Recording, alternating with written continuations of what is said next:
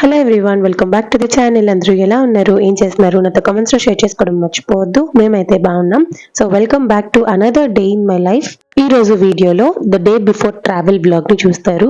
మేము ట్రావెల్ చేసే ముందు రోజు ప్రిపరేషన్స్ అన్ని ఎలా జరిగాయి అనేది ఈ బ్లాగ్ లో చూస్తారు. So this was on Thursday. ఆ ముందు రోజు నైట్ ఆఫీస్ లాగౌట్ అయిన తర్వాత అస్సలు నిద్ర పట్టలేదు. చాలా ట్రై చేశాను పడుకోవడానికి, బట్ నా వల్ల కాలేదు. ఇంకా అత్తయ్య 5:30కి ఏమో లేస్తే తనతో పాటు నేను లేచి కొంచెం ఇక్కడ హెయిర్ కి ఆయిల్ అప్లై చేయించుకుంటున్నాను.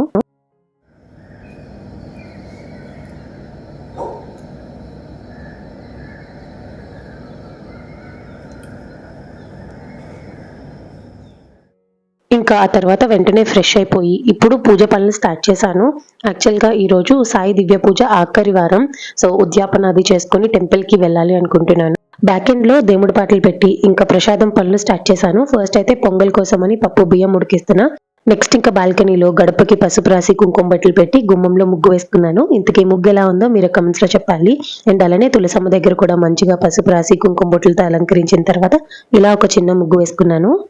పూజకి సంబంధించి అన్ని అరేంజ్ చేసుకున్నాను. కాకపోతే పువ్వులు తీసుకొని రావాలి, డాడీ ఫ్రెష్ అయ్యి వెళ్తానన్నారు మార్కెట్ కి. సో ఈ లోపు ఖాళీగా ఉండడం ఎందుకని చెప్పేసి కర్రీ కోసం అని వంకాయలు కట్ చేసేసాను. ఇంకీలోపు భుజ్ బంగారం లేచి ఫ్రెష్ అయిపోయాడు. వాడి కోసం బ్రేక్ఫాస్ట్ రెడీ చేస్తున్నా. Multigrain dosa along with Bombay chutney.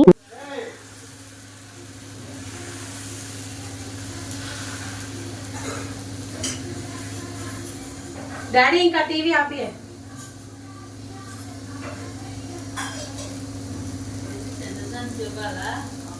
అమ్మమ్మనేమో సరి చూసుకోమని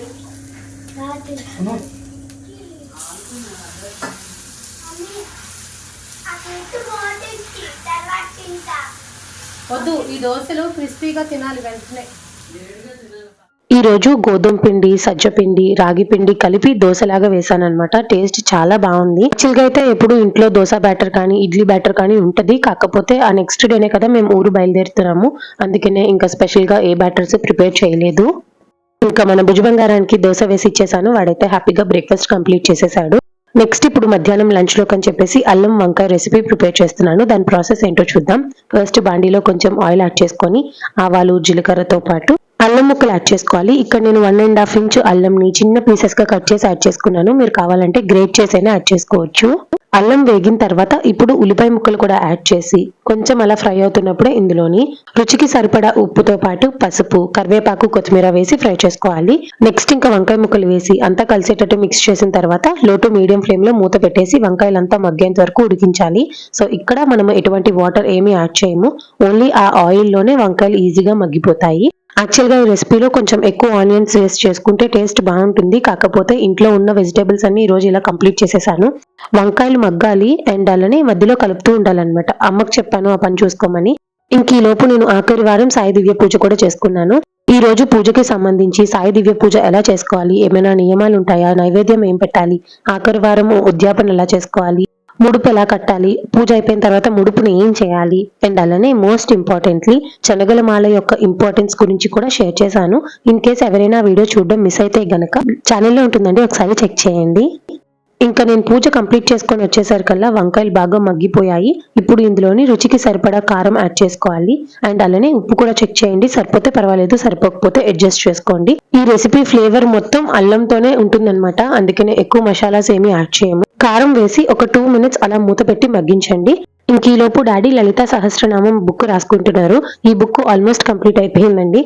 ఈ బుక్ కంప్లీట్ అయిన తర్వాత ఇలాంటి వర్షన్స్ లోనే ఏమైనా బుక్స్ ఉన్నాయా అని డాడీ చూసారు. బట్ రాగా రాగిని స్టోర్ లో అయితే నేను సర్చ్ చేయలేదు. చేస్తే గనక ఇన్ కేస్ ఏమైనా బుక్స్ ఉంటే తెప్పించాలి డాడీ కోసం. దేవుడికి సంబంధించి ఇలా రాసుకునే బుక్స్ ఇంకేమైనా మీకు తెలిస్తే గనక please do let me know in the comment section below. Daddy అయితే బుద్ధిగా కూర్చొని ఒక దగ్గర రాసుకుంటున్నారు. ఇంకా కర్రీ విషయానికి వస్తే లాస్ట్ లో కరివేపాకు, కొత్తిమీరతో గార్నిష్ చేసుకోవడమే. అంతే, అల్లం వంకాయ రెసిపీ రెడీ అయిపోయినట్టే. చాలా బాగుంటుందండి. మెయిన్ గా ఇంకా వర్షాలు పడేటప్పుడు ఇంకా సీజనల్ ఎఫెక్ట్ ఉంటుంది కదా, కఫ్, కోల్డ్ లాంటివి. ఆ ప్రాబ్లం నుంచి రిలీఫ్ రావాలి అనుకుంటే గనక ఒకసారి అల్లం వంకాయ రెసిపీ ట్రై చేయండి. చాలా మంచి రిలీఫ్ ఉంటుంది. పూజ అయిపోయిన తర్వాత బాబాగారి గుడికి వెళ్దాం అనుకున్నాను. ఇంకా గుడికి వెళ్ళినప్పుడు శనగలు నైవేద్యంగా ఇవ్వాలని చెప్పేసి అవి తాలింపు పెట్టేశాను.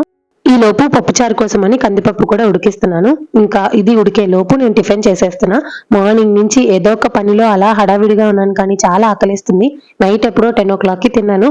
మధ్యలో పడుకుంటే ఏది ఉండదు, కాకపోతే పడుకోకుండా ఇంకా పనులన్నీ చేసుకునేసరికి పొద్దున్న 9 o'clockకే ఆకలి స్టార్ట్ అయింది. ఇంకా అమ్మకి చెప్తే దోశ వేసి నాకు ఇచ్చింది. నేను ఇంకా టిఫిన్ తింటూ ఉన్నాను. ఈ లోపు డాడీ అయితే ఇంకా బుక్ రాసుకుంటున్నారు. లాస్ట్ ఒక 1 page ఉన్నట్టుంది, అది రాసేస్తే ఈ బుక్ కంప్లీట్ అయిపోతుంది. ఆ తర్వాత నా దగ్గర ఇంకొక 2 books ఉన్నాయి, చూడాలి. ఇంకా ఆయన ఇంట్రెస్ట్ రాస్తానంటే ఆ 2 books లో ఒకటి ఇస్తాను. టిఫిన్ చేసిన తర్వాత నా స్వీట్ టూత్ ని సాటిస్ఫై చేయాలి అనిపించింది, అందుకనే స్వీట్ పొంగల్ ప్రిపేర్ చేసుకున్నాను. అది ఇంకా తింటున్నాను అనమాట. ఎప్పుడైనా దేవుడి కోసం అని మనం ఎటువంటి టేస్ట్ చేయకుండా ప్రిపేర్ చేస్తామా, ఆ రెసిపీసే చాలా బాగా కుదురుతాయి. ఎప్పుడైనా మనకి ఈ పర్టికులర్ రెసిపీ తినాలనిపిస్తుంది అని అదే పనిగా వండుకున్నా కూడా అంత మంచి టేస్ట్ రాదు. ఇంకా తర్వాత ఫ్రెష్ అయిపోయి మేము టెంపుల్ కి బయలుదేరాము. ఫస్ట్ ఇక్కడ పెట్రోల్ బంక్ దగ్గర ఫుల్ ట్యాంక్ చేయించుకొని అలానే టైర్ కి గ్యాస్ అవన్నీ చెక్ చేయించారనమాట డాడీ. నెక్స్ట్ డే ట్రావెల్ చేస్తున్నాం కదా, సో పొద్దున్నే అంటే హడావిడి అయిపోతుందని ముందు రోజే ఈ పనులన్నీ కానిచ్చేసాం.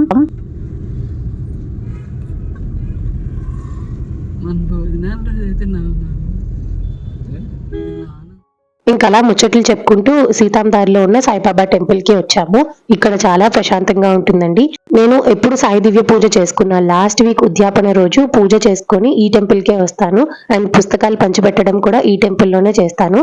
ఇంకా చూసారు కదా, తీసుకొచ్చిన బుక్స్ అని బాబా గారి దగ్గర పెట్టి ఒకసారి పూజ చేయించిన తర్వాత అవన్నీ పంచిపెట్టేశాను. ఇంకా టెంపుల్లో దర్శనం అయిన తర్వాత బుజ్జిబాబుకి కొన్ని బట్టలు తీసుకోవాలని చెప్పేసి ఈనాడు వెళ్ళాము. ఈ పూజ హడావిడిలో పడి ఎంత నిద్రొస్తున్నా చాలా వరకు కంట్రోల్ చేసుకున్నాను. బట్ ఆఫ్టర్నూన్ 12 అయ్యేసరికి నేను కంట్రోల్ చేసుకోలేకపోయాను అనమాట. ఇంకా 12 కి పడుకొని 4:30కి లేచాను. ఏమంటే కొంచెం ఎడిటింగ్ వర్క్ ఉంది, కొన్ని వీడియోస్ షెడ్యూల్ చేసి పెట్టాల్సినవి ఉన్నాయన్నమాట. అందుకని ఇంకా తొందరగా లేచాను. ఇంకా ఆ తర్వాత నా హౌస్ హెల్పర్ వస్తేను అన్ని మొక్కలు తీసుకొచ్చి ఇలా మెయిన్ బాల్కనీ దగ్గర పెట్టేశాను.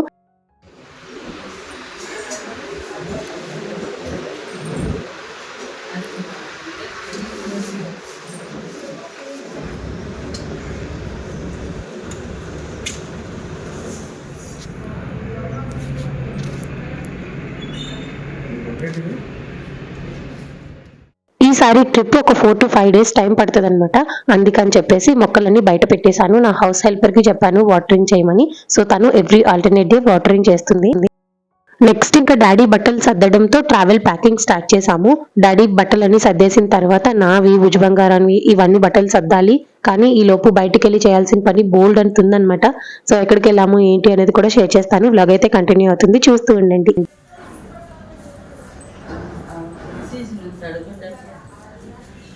ఎక్కువే నేను కాదనట్లేదు.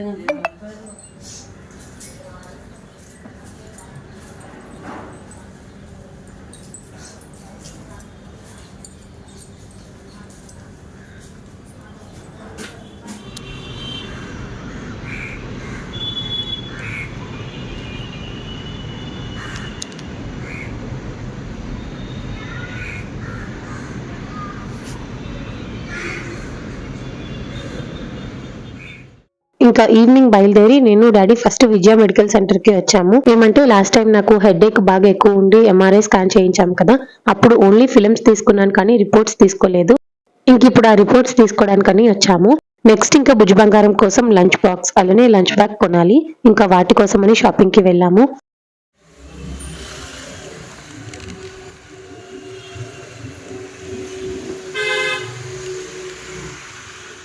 విజయలక్ష్మి కలెక్షన్స్ కి వచ్చాము. ఇక్కడ లంచ్ బాక్సెస్ చాలా వెరైటీస్ చూపించారు, అని ఇప్పుడు మీరు చూస్తున్నారు కదా, ఈ బాక్సే ఫైనల్ గా తీసుకున్నాము. నాకు ఇలా పార్టీషన్ బాక్స్ నచ్చింది. ఈ కాన్సెప్ట్ లో ఏంటంటే ఒకటే వెరైటీ లాగా కాకుండా 3 డిఫరెంట్ ఫుడ్స్ మనం ఇందులో ప్యాక్ చేయొచ్చు. నెక్స్ట్ లంచ్ బ్యాగ్స్ చూపిస్తున్నారు. ఇంకా ఈ లోపు ఇక్కడ డెకరేటివ్ ఐటమ్స్ అయితే చాలా బాగుంటాయండి. మా ఇంట్లో కృష్ణయ్య, రాధమ్మ అలానే బుద్ధుడి విగ్రహం ఉంది కదా, అది డాడీ ఇక్కడే కొన్నారనమాట. డాడీకి పెద్ద గుర్రం బొమ్మ నచ్చింది, కాకపోతే దాని కాస్ట్ 10,000 12,000 ఉంది. అంత రేట్ పెట్టి తీసుకోవడం ఎందుకులే అని ఆలోచించి ఆగిపోయారు. నెక్స్ట్ ఫైనల్ గా వీడికి ఒక లంచ్ బ్యాగ్ ఇది తీసుకున్నాము. ఒక లంచ్ బాక్స్ అండ్ అలానే ఒక లంచ్ బ్యాగ్ కి కాస్ట్ ఎంత అయిందో తెలుసా, 1000 రూపీస్ అయింది. అది కూడా డిస్కౌంట్ ఇచ్చిన తర్వాత. ఏంటి లంచ్ బాక్స్ కి లంచ్ బ్యాగ్ కి ఇంత కాస్ట్ అయిందా అనిపించింది. ఇంకా చేసేది ఏం లేదు, తప్పదు, ఇంకా తీసుకోవాలి కాబట్టి ఇంకా తీసేసుకున్నాం. మళ్ళీ మేము ఊరెళ్ళి వచ్చిన తర్వాత వెంటనే వాడిని స్కూల్ కి పంపించాలి అనుకుంటున్నాను. ఇంకా స్కూల్ ఫుల్ డే స్టార్ట్ అయిపోయాయి.